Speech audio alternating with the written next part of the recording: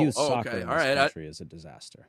And so you have all these youth clubs. I don't know if kids ever played, or youth sports. Yes. Charge you crazy fees. It's all about winning. The kids get left behind because the clubs want to make money. The coaches want to make money. They want to win. And the kids don't develop. And now we're seeing sort of the fruits of that. I played in Germany when I was 17. The guy who coached our under 16 team was like 60 years old and had been doing it for 25 years. He wasn't trying to be the first team coach. Like, he was one of their best coaches, and they wanted him with the 16-year-olds, not with the pros. They wanted those kids developing and getting better. Right. And we do it opposite here. The worst coaches are coaching our 8 and 9-year-olds, and they're not learning anything, and they're not loving the game. So it's just totally backwards. Well, frequently it's also a Landon Donovan on the Rich Eisen show talking about youth development in soccer in the United States. And I'll start off here, Ryan. This is something that we have been harking on since this podcast began. And to Jonathan Turner's... He says, FYI, Rounders is more in school. We have it baseball and call it baseball. We call it baseball. Oh, really? Okay. All right. Fair enough. Yeah. If you ever come to the United States, go to a baseball game during the summer. It's fun. Despite what Ryan Glinsky tells you, he'd rather watch it at home or on a lake somewhere. But, I said I'd rather be on a boat. People like me. I'd rather be on a boat, having a couple beverages, blast some country music. That's fair. Blast any type of music that'll make Jelly Roll? Jelly Roll? No. Why would I ever play Jelly Roll? That guy stinks. I'm waiting for Schrock to pull up here soon. But yeah, no, it's we'll probably pull up here shortly. But yeah, no. But no, why would I have baseball when I could just sit on a lake, enjoy it, and just watch the highlights on my phone or on Twitter later? Just saying. I do miss. There's 162 I miss of them. days. I think I can miss like 8 or 9 of them on a. I'll give you that. I respect the people who come back every single day because I don't know how they do it, to be honest with you. I can't do it. I broadcast the game. I don't even know how they do it. But anyways, we've talked about this since the show began, and obviously JT was far more entrenched in the experience than I was. So a lot of the stuff when it came to development in the United States, when it came to this sport, was shocking to me. First of all, I was like, much like Rich Eisen was, well, we have high school and college soccer. You know what I mean? Like, they just follow the same pathway that everybody else does, without even realizing in that statement that I just basically told everybody that I know nothing about the way that this game moves in the United States, because it is much more of a capitalistic venture than I ever gave it credit. Hey, appreciate the follow, Jay. Appreciate it, my man. Yeah. Appreciate that. Thanks, Jay. And everybody else that gives us a follow here on this show. But this is the thing that we've always talked about, and just how expensive the game is, but more importantly than that, the people who are, quote, developing these kids in the U.S., developing is such an interesting word, because what it actually means, not a lot of people know. You can claim to be developing kids, but in reality, all you're doing is just convincing their parents and filling their heads with these lies that somehow their kid is more talented than what he is. And honestly, if I'm someone that, if I want to make money, right, and if I want to make sure that I can continue to do this and coach these kids, and that my business continues to strive, and that I don't have to worry about the money component of it, it would be a lot more advantageous to me to go after the parents who I know that have the means to be able to pay for all the dues, pay for all the travel, pay for all the things, and even actually pay extra money to have their kid do this, that, or whatever, versus going after the kid whose parents can't afford it, because it's good for business. And everything as it pertains to the sport in the U.S. is so much a business in that way. And we have to, again, generate the money and convince the parents and the families that have the means to do it to continue to stay with us, because it helps keep the doors open, it helps keep the lights on, and everything else like that. But as we've seen so many times throughout the course of this game, and it's not necessarily, oh, we got to let the poor people play and then it'll change everything. That's not it. It's simply access and availability to this game, but also an emphasis on actually developing and not just, extracting what you want which is their pocketbooks. The fact that we scout kids as young as 6, 7 years old in this He did sport. that on purpose. What? Who? You did that on What? purpose. Don't lie. What did I do on purpose? You What said did I we do? scout them from 6 and 7 years old. Come on now. Come on. Oh You my did goodness! that on No, purpose. no, I didn't know. I didn't We do it. scout them Did as you hit early the as thing at 6 and least? 7 years old, and then he's gonna act Can like, you? yeah, we know the game there. Can We know you? the game there. Well, just get it. Just get it out of the way. Just do it. Come on. God, I hate it. Yeah. Thank you. All right. That thing's Okay, never real gonna quick. die.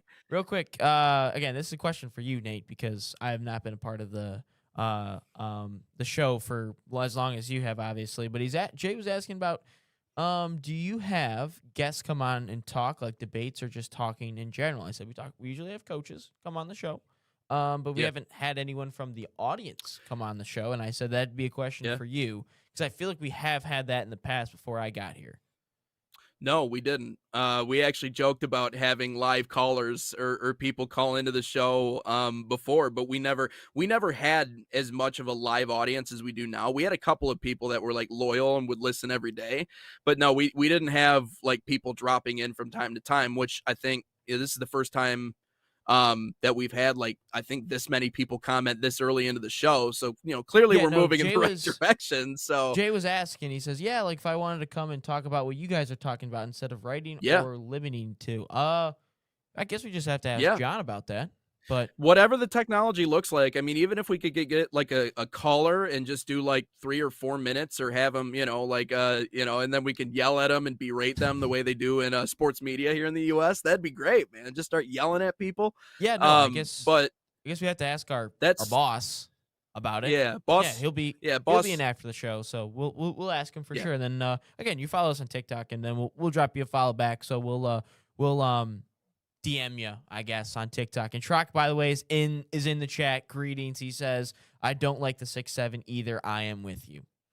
Sorry, we got totally sidetracked there. No, you're good. You're good. You're good. good. TikTok can request people to come on. Okay, that's right. Okay, so the difference is, Jay, is we're live like in 5 different places, like YouTube, Facebook, Instagram, TikTok. Yep. Yes, we could if we did a strictly TikTok live show, yes, we could invite you to come on live, which I do, by the way. I do a TikTok live, I want to at least just about every single day. So yeah, we could do that too if you want, where you can just come on the TikTok live with me, just me. So yeah, no, I'd be down for that too. Yeah.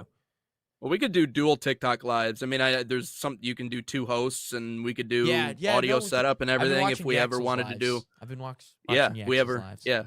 Kind of like an impromptu live show, maybe in one of because I know we're not so.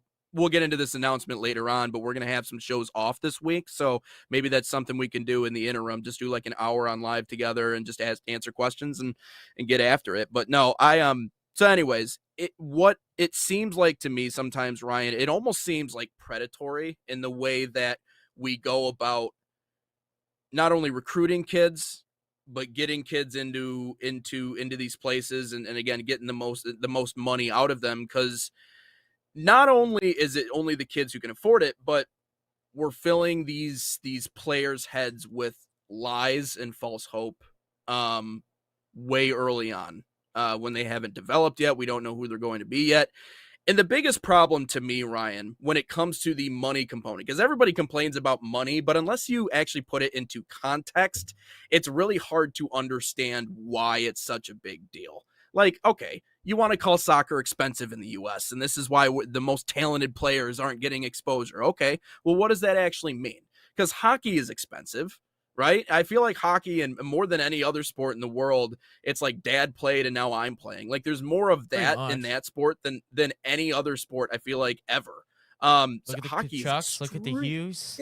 Yes, yeah, all of them. Hockey is extremely expensive, but we're still competitive in it, So, but our development is better. You look at baseball, right? Extremely expensive. Little League has died, unfortunately. It's not dead yet, but it is dying because even here in Grand Rapids, we used to have like 4 different Little Leagues. I think we have 2 now, right? Because it's just like, again, like, well, if your kid wants to do anything in life, he has to play travel. He has to play with the Flames or the Diamonds or Elite or whoever the hell, right? But it's bush league. It's just, again, designed to make you pay more money.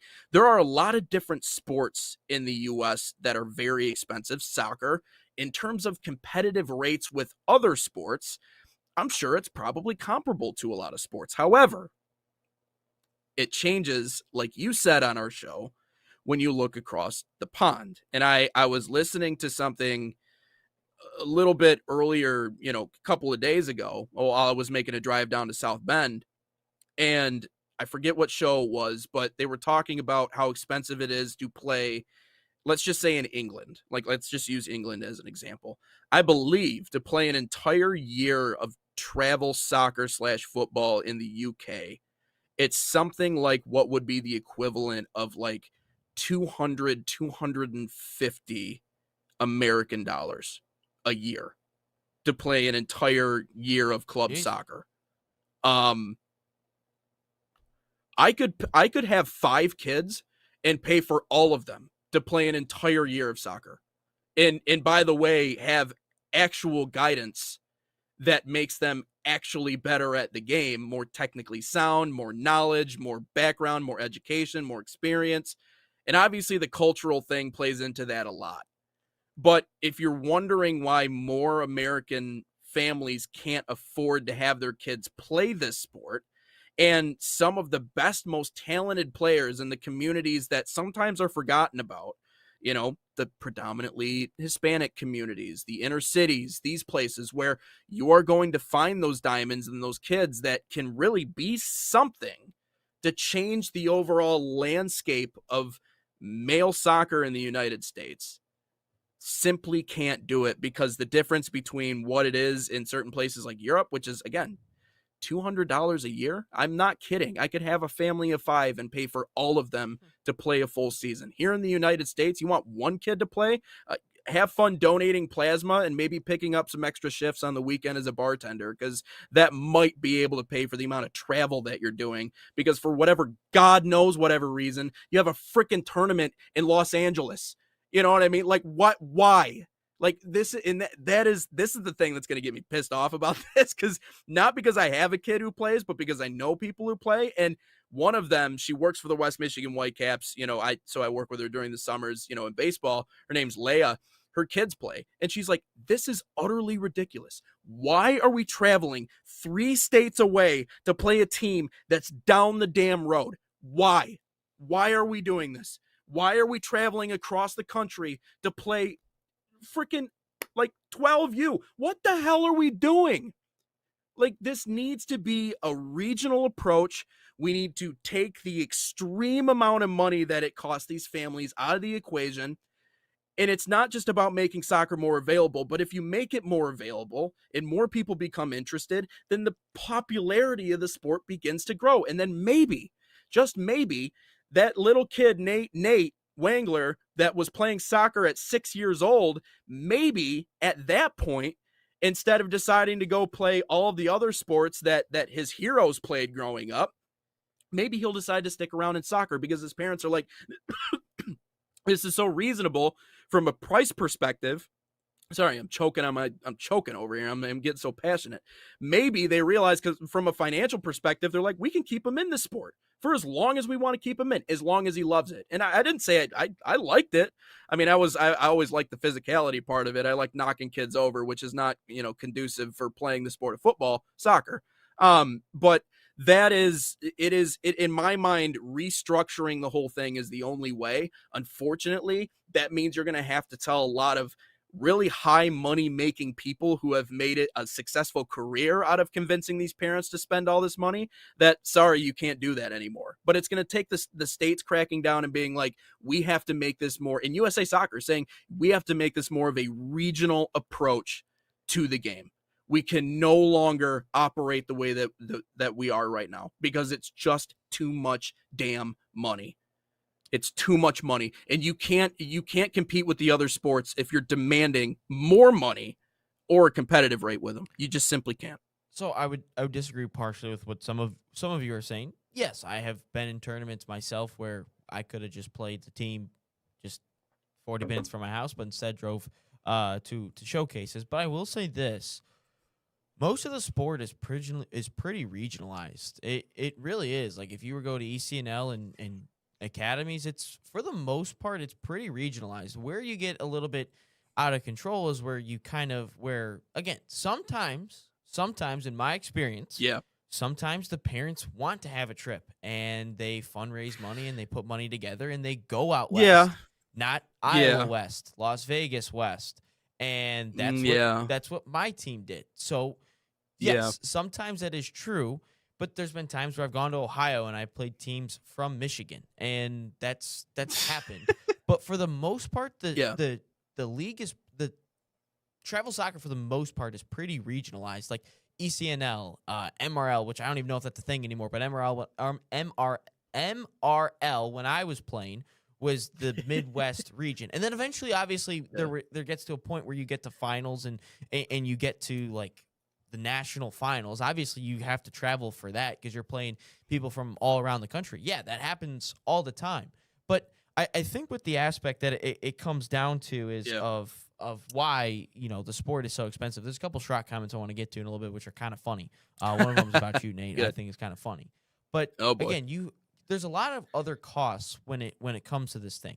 Some of these teams, this is their career is coaching youth soccer, whether they want to admit it or not. That some of these people, that's their career is youth soccer. That's just their job. Like they don't have a 9-to-5 job. That's what I'm saying. It's good business practice. Yeah, right. And it's good business for some practice. of them, well, then you also have to go through. To get your club jerseys. You might have to go through a big brand like Adidas or Nike or Under Armour to go get your soccer jerseys. And we know those companies aren't going to lower their prices anytime. Yeah, you might get a discount for group prices and all that.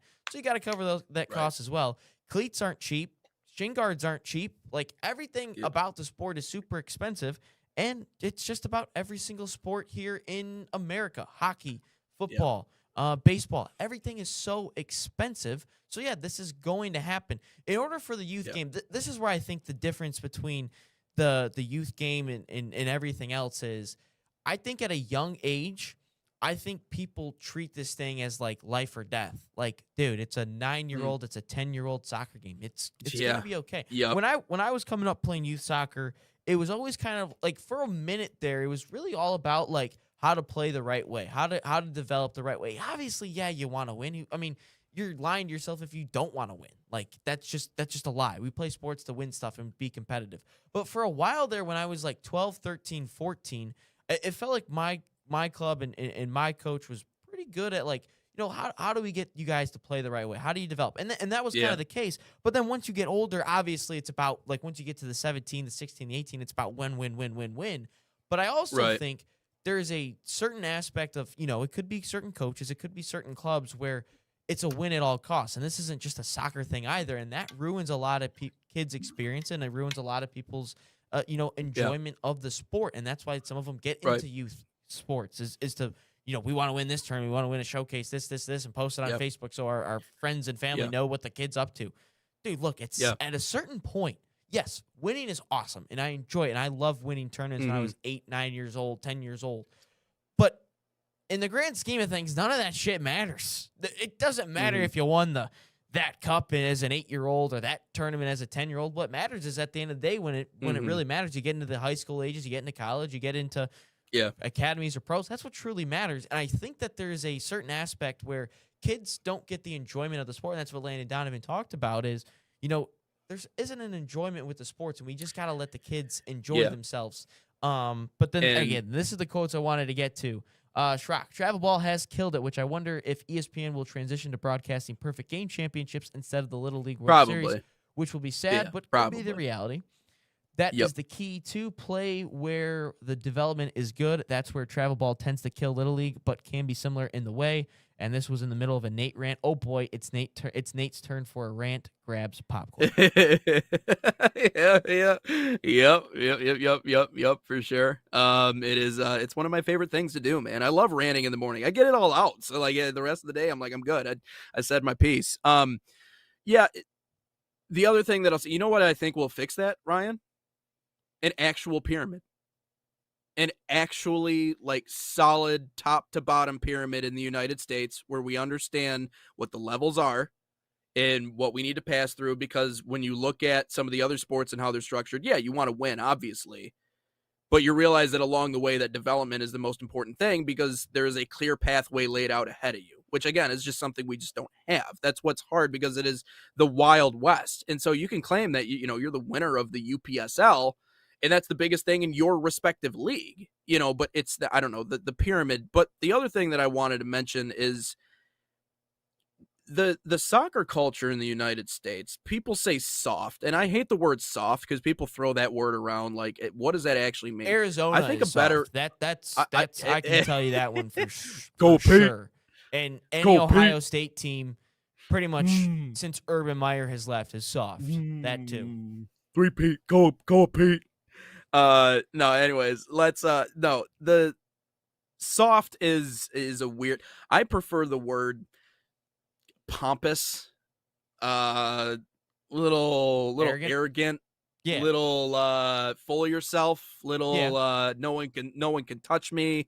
And you know what's interesting when you look at the countries where it can be, but when you look at the way that the rest of the world is when it comes to this game, in Brazil, you know what the biggest sport is outside of soccer? It's probably mixed martial arts or some sort of combat sport. Oh yeah.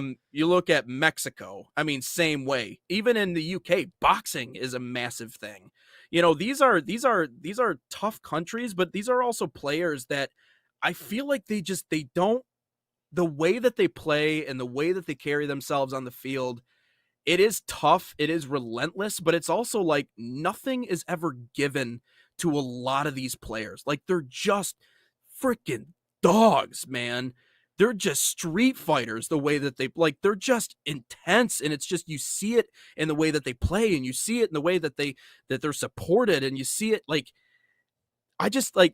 I don't know how that changes. It just doesn't seem like we develop dogs. It doesn't seem like we develop like fighters, man. Like in a way, get in there, dude. In a way, soccer is a little bit of a rich man's sport.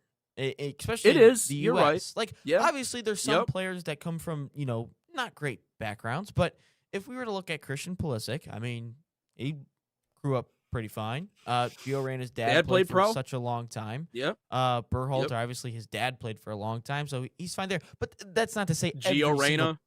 It's not to say that every single player is like that. That's not the point. But some of our key players are like that. And if you go on the flip side to England or Brazil or any of the South Americans, I mean, if you look at the majority of their players, they all come from very poor areas, from like the favelas, favelas, the favelas, the favelas. Appreciate the correction. Yeah, but that happens. So that is something that is a little bit interesting. Why do you think there's so many like dogs in basketball and football in America? Because not all of them come from great upbringings. Like Bam Adebayo had some of them do, yeah, and some of them do, but like the majority some of them come don't. from like. Right. Curry, obviously, that's a different story. But Bam Adebayo, when he was at Kentucky, Calipari was like, "Why in the world is your background on your phone a trailer?" And he goes, "Just reminds me every day about where I come from. And this is what my mom and I had to grow up in, and I just don't want her to live that way." So, for the most Draymond part, Green coming from Sag Nasty. I mean, exactly, a lot of these guys came from not good areas. American football and basketball players, I would say, come from a little bit of a tougher upbringing than the majority just hard of soccer players. Like Diego Luna, that's a different one. That's a different story. They had to fight. Some of the dual nationals, I'm sure that's a different story. Maybe Flo, Jermaine Jones back in the day, Eunice Musa. Some of that might be a little bit of a different upbringing. I would agree with that part. But for the majority of our American grown players, I mean, Clint Dempsey is a different story. I mean, that's a great story if you ever want to listen. That's a little bit sad as well, but no, that for the most part, most of our players come from I don't want to say a silver spoon in their mouth, because I don't think that's true, but they come from a good upbringing, is what I would say. And you don't have that edge as the majority of maybe a Brazilian soccer player does, or an Argentinian soccer player, or an Englishman. So no, I think that we are lacking that a little bit. Yeah. And so, and it's, people are like, well, Americans are all about physicality. That's not what the sport is about. I think it's very much about It's a very physicality, but physical more than that, sport. it's about They're just not mentality. they're just not killing Right. each other like they do in football. Exactly. Yeah. You're just Like not lining a dude up downfield. Yeah, you're not exactly. running Right. You're not 10 trying yards to, full sprint yeah. across the field to go just Right. spear a dude into the chest. That's just not Oh, soccer. I will say the most pleasurable experience, and I'll get to a break here in a second. Most pleasurable experience I've ever had in sports was being on kickoff team in football, because that's as close as Yeah, you'll ever that get to doesn't being like happen the either. You don't cavalry, like have